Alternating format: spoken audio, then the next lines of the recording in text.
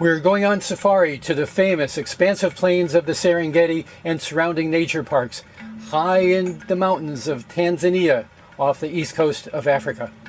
Rebecca did a ton of research to find a tour operator that was responsive to her emails, that went to the parks that we wanted to see, that had the accommodations that we preferred, and that did not have prices that were astronomical. We were in Tanga on the Indian Ocean coast of Tanzania. We didn't want to fly to Arusha. We wanted to see Tanzania from the ground. So we paid $8 for a bus ticket that would go the 204 miles, 328 kilometers from Tanga to Arusha. This would give us a great view of the people and how they live in Tanzania. We arrived in Arusha 3 days before the start of our safari. This gave us plenty of time to look around this second largest city in Tanzania.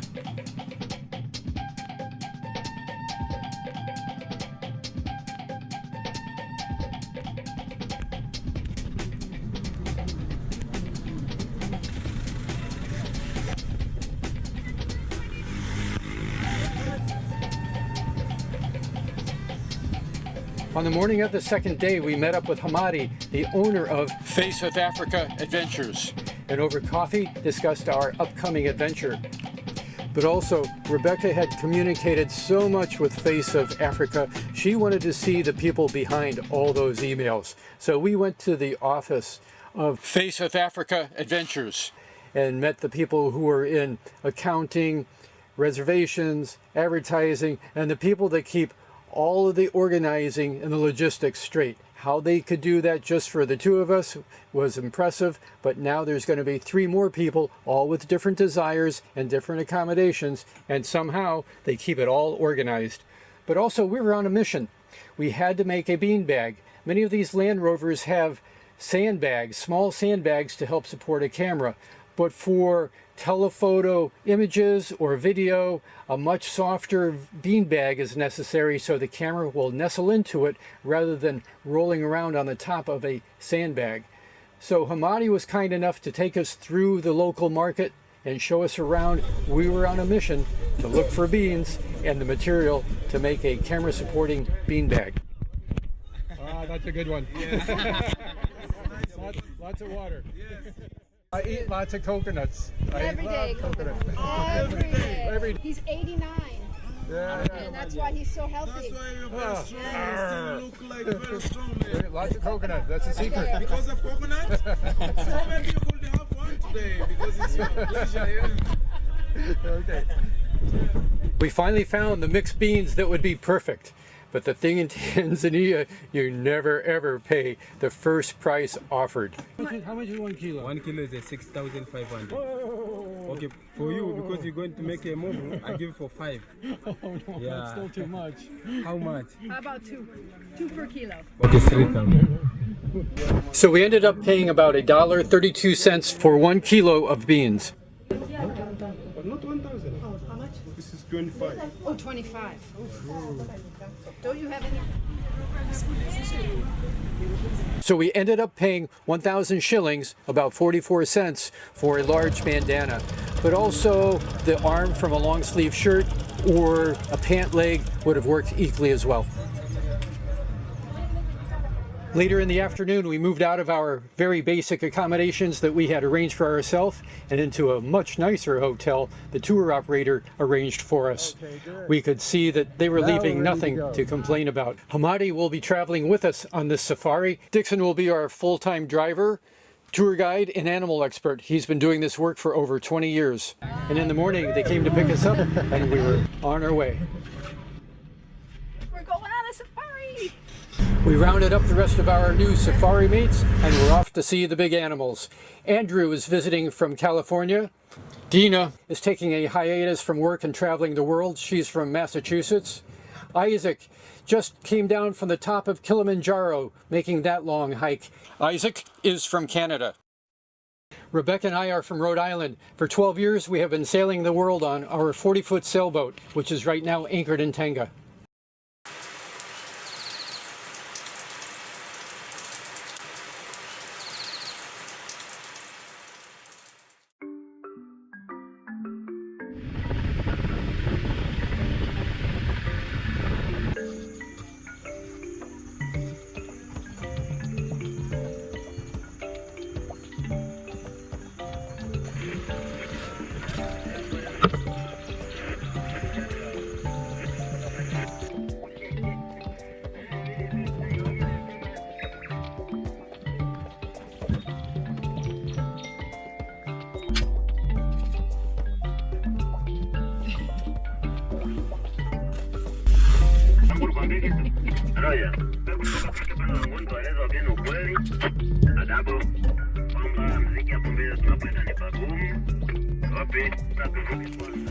In all these game parks, the drivers are very helpful with each other to let the others know where the animals are.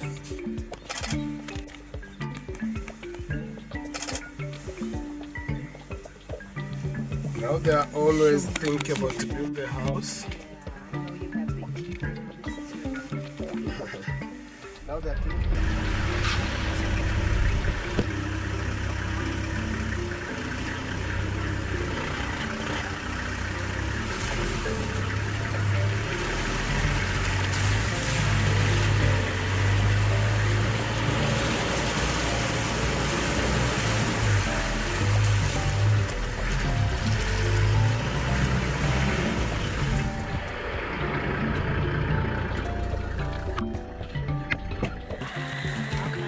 Look, Mela, most beautiful one. Oh, good kiss. Hello there, honey.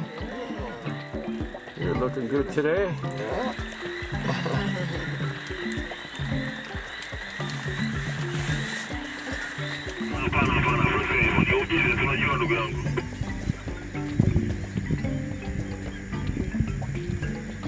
And what's the black one called again? Black heron. Just a black heron. Okay. Yeah.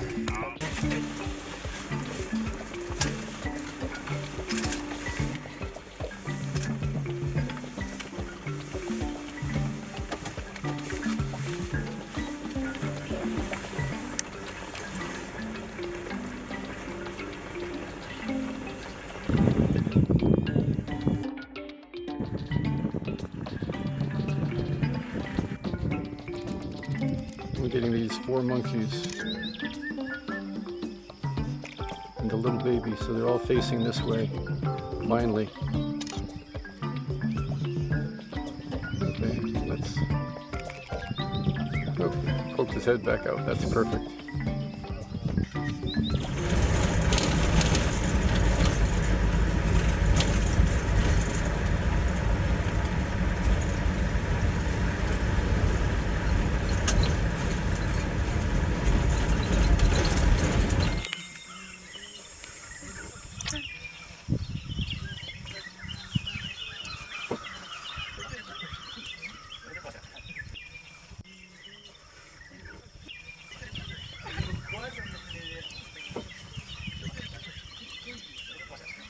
We saw incredible numbers of animals and variety of animals at the first park, and still there's so many more days and other parks to visit. But before it gets too late in the day, we need to make camp. Some in our group chose to use the dome tents, which are very economical, and others decided to have a more solid roof over their head with indoor plumbing. After a great breakfast, we loaded up and got underway.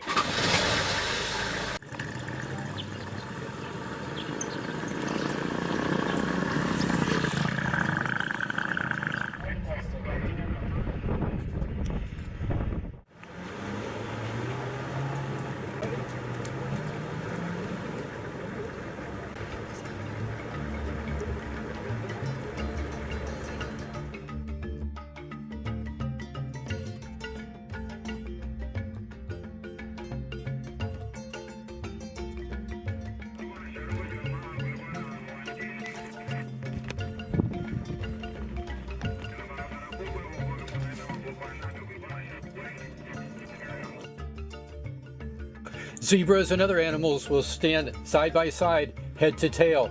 That gives them eyes in both directions. They need all the protection they can get out here. There's a lot of lions, hyenas, and other predators just waiting out there in the grass. Oh, look at the green lizard right there on the rock right here. Oh, yeah. Isn't he beautiful? What is it called?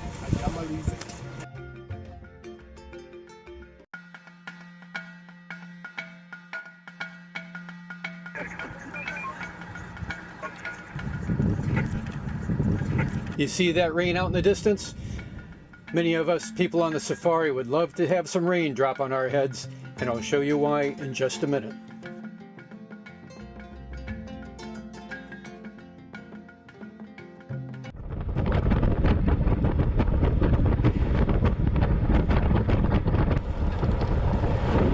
Tip number 4, bring some paper dust masks and maybe a couple for the driver.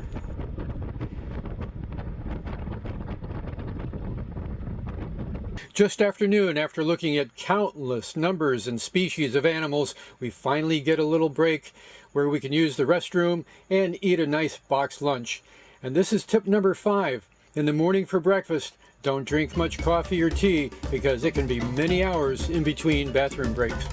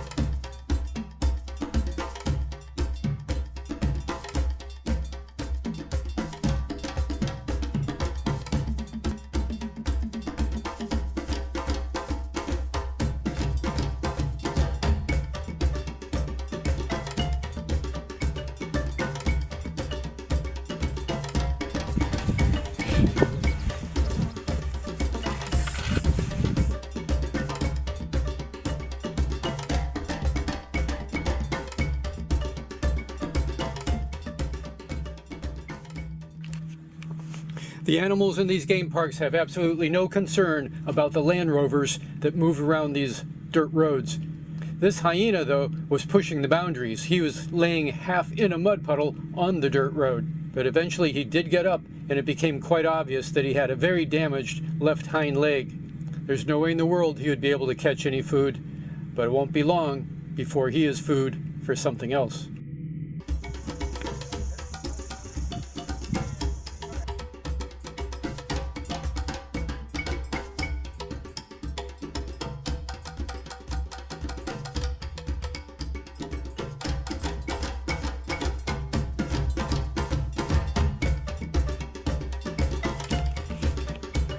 At first we thought there was 2, maybe 3 lions out in the grass, but then there was 4, and then 5, and then we stopped counting.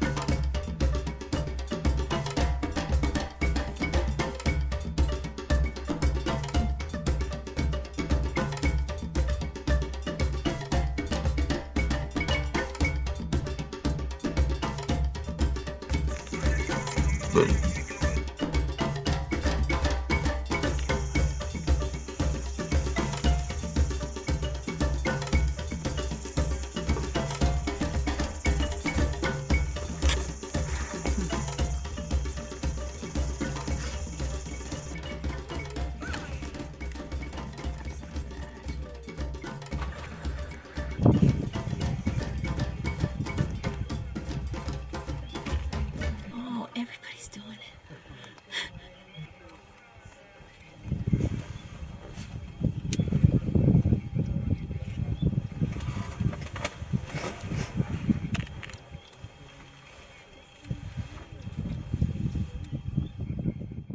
We were the first Land Rover at this tree, but because of good communications with the radio, it wasn't long before all the other Land Rovers in the vicinity joined us. But this also shows just how close you can get to these animals, and also why, no matter how bad you need to go to the bathroom,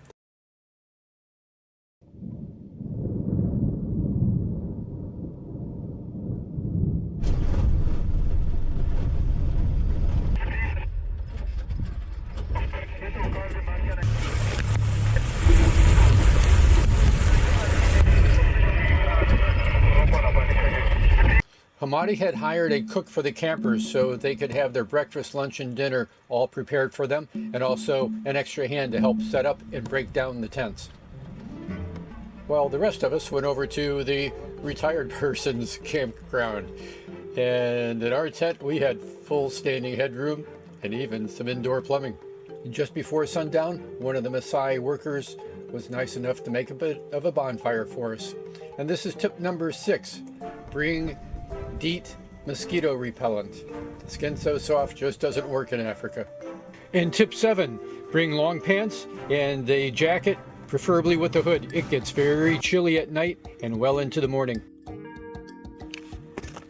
The Ngorongoro Crater is 2,000 feet, that is 610 meters deep, and takes up 100 square miles, which is 260 square kilometers.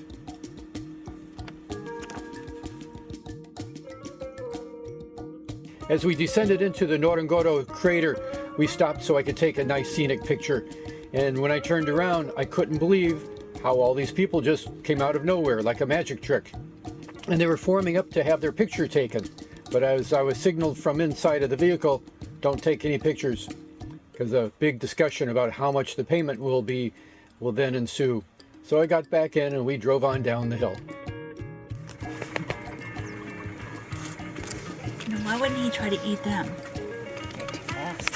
I was hoping want to walk in front of him.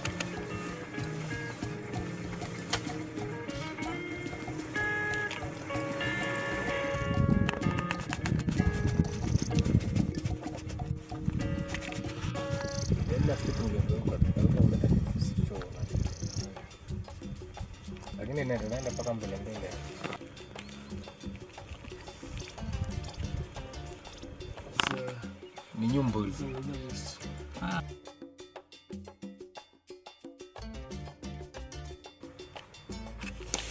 We spent 6 days bouncing over rocky, muddy, dusty roads in Africa, looking at countless numbers of animals and animal species. There's no way in the world I can show all of them in this short video. So after days on safari, we saw animals stalking their prey, we saw animals eating what they had killed, but we never saw any animals in the act of actually catching anything. So that leaves a good challenge for us. We'll have to come back and go on safari again.